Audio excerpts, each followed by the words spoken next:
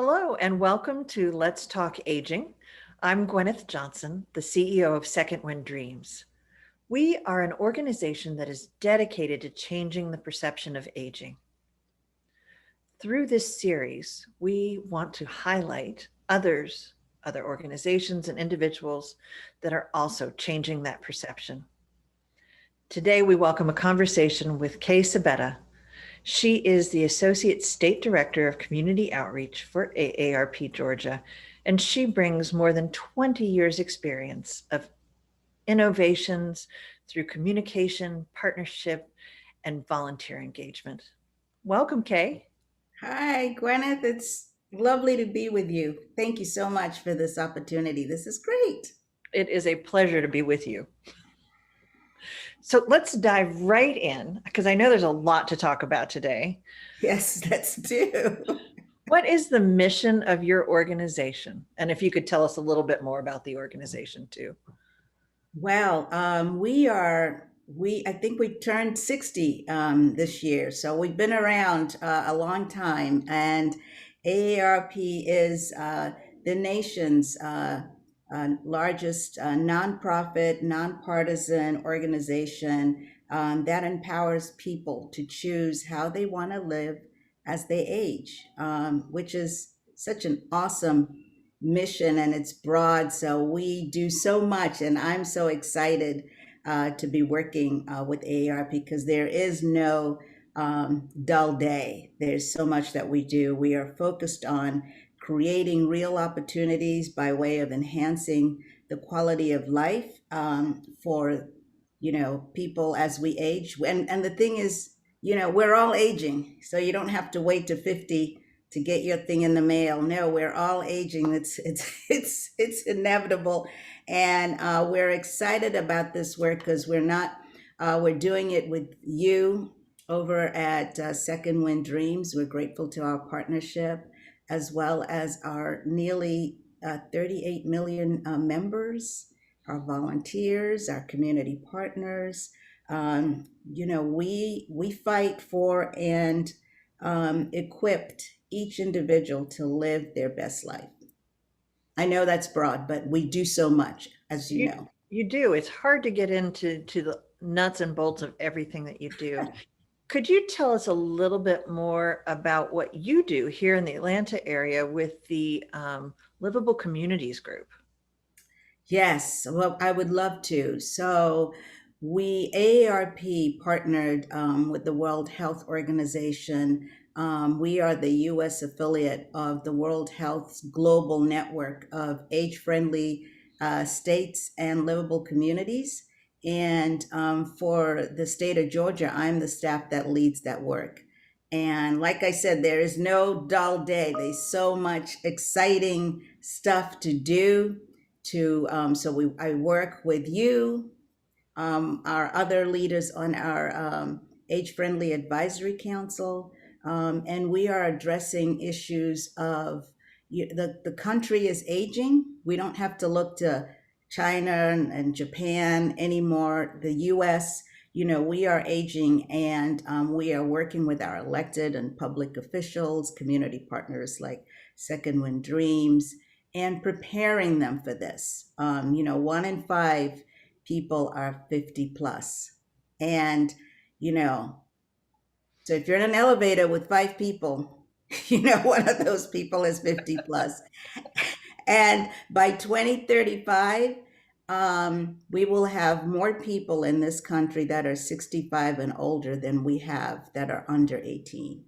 So that means, we have to make sure that all of these amazing 50 plus individuals are able to contribute and have a quality of life. So, there are issues of housing and transportation, employment, and social participation. So there are these 8 areas of livability which keep growing because those communities that we work with are always coming up with very innovative ways to engage people as they age and people of all ages to ensure that they have a more livable community for everyone. So it's great stuff.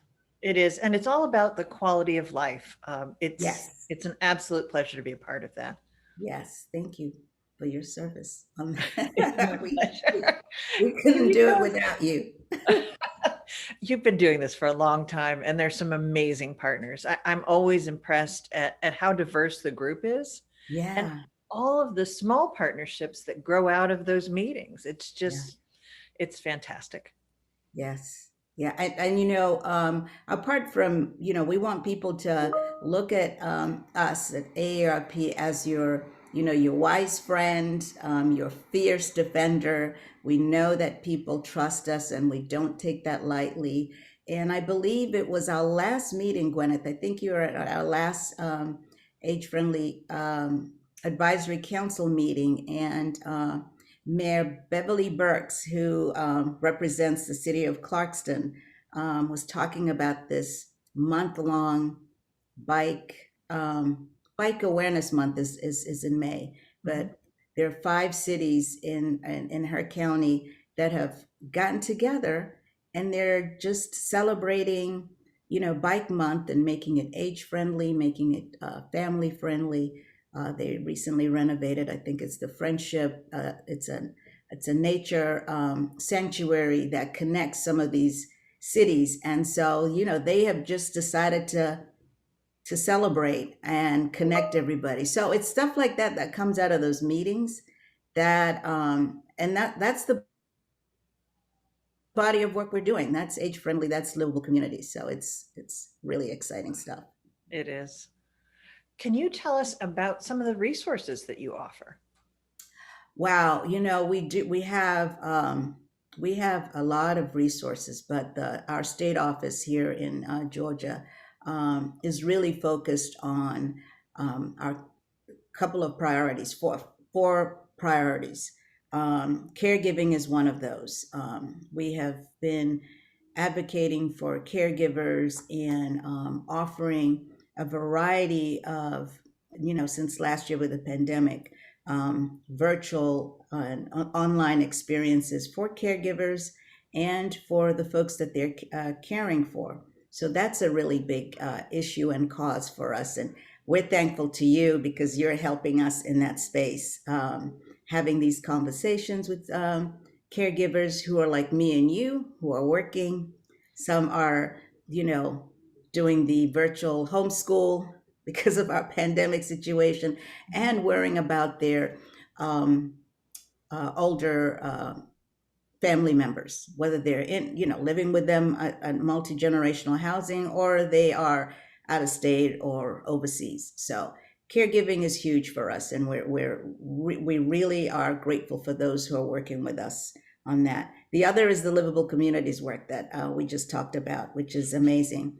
And we have, it's growing the number of cities that we have that have been part of that. So I'm going to try not to mess this up. I wrote down my little list of, who those are. Don't want anybody to come after me that I missed them. So Athens, Clark County is one of our age-friendly communities. The city of Atlanta, the city of Augusta, the city of Decatur, and the city of Dublin, which has recently joined us. We're really excited about that. The city of East Point, Jones County, which is a rural community, very, very focused too on our livable communities work is urban, suburban, and rural. So it's the whole thing. Macon-Bibb County. Macon-Bibb County was the first age-friendly community in the nation. We're so proud of that fact. And they're right here in Georgia. The city of Milledgeville just joined us last week. Excited about that. Thank you, Mayor Copeland. City of Norcross, city of Tucker, and we have the first age-friendly region again in the nation because that's how we roll here in Georgia. That is Southwest Georgia Regional Commission, and that region, mostly rural, is representing 14 counties and 43 cities. Um, we have a couple that have submitted their applications, like the city of Clarkston, that we know will be approved just momentarily. And another region, our friends, the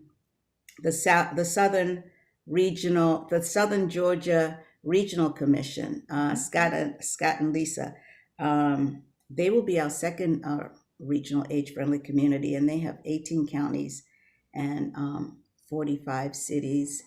Our goal is to become an age-friendly state. If you understand what's happening, we want to be an Absolutely. age-friendly state.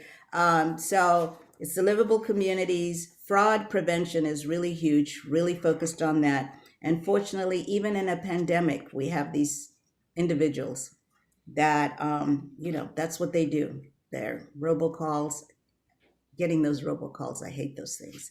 The emails, the scammings, the romance scams, preying on our military, on and on. And we do all of those virtual workshops with the help of our partners and our volunteers.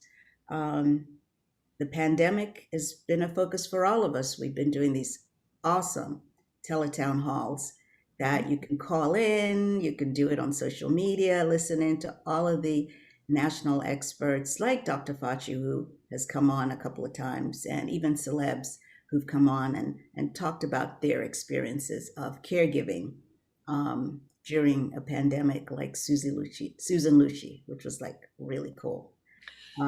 Yeah, everybody knows who she is. And she talked Absolutely. about her, she talked about her sharing her caregiving story with her mother in Florida, and she's in New York, I believe. Yeah. So, and then lastly, I think that's five, is the small business resources. It's something that people are surprised to see us in that space, but we've been advocating for adults that are 50 plus, and providing them those resources. And it's always a surprise that people are unaware that the adults that are 50 plus are the fastest demographic of entrepreneurs, not the millennials. Um, I'm Interesting. 50, I'm 56, and my son is 26, so he's a millennial. And if he opened a business, guess who he's hitting up for money? Me. So all of the millennials, their first investors are, the 50 plus folks and older. So yeah, small business entrepreneurs is another focus for us. So, and we're doing that with our friends at the Urban League of Great Atlanta. Fantastic. Yeah. How can people get involved with AARP Georgia? We would love for you to volunteer. We can't do what we do without the help of our volunteers. We are not only the largest nonprofit, nonpartisan organization advocating for the 50 plus, as I mentioned earlier, but we're a volunteer organization, a membership organization, and a lobbying organization. So yeah, we'd love for you to volunteer. Visit our website, aarp.org/volunteer, and submit your online application. You can volunteer and choose based on the different causes that we do. Like I mentioned, the caregiving. Advocacy is another way that you can come in as a volunteer or become an advocate, and work with us on issues like prescription drug. The cost of that is outrageous, and how we can bring that down, and working with our legislators, and broadband. COVID really sort of made that known that we can't manage in our society without that, with the online learning that the kids have to do, and then addressing the social isolation that our seniors and everyone, veterans, the social isolation is a serious thing. And partnerships, partnerships are huge for us. Public-private partnerships. We can't do the work that we do without livable communities work, everything, without the great partnerships that we have with you at Second Wind Dreams, our elected officials helping us with some of our advocacy and our livable communities work. So yeah, just pick one or two or three, like what you're doing. That's fantastic.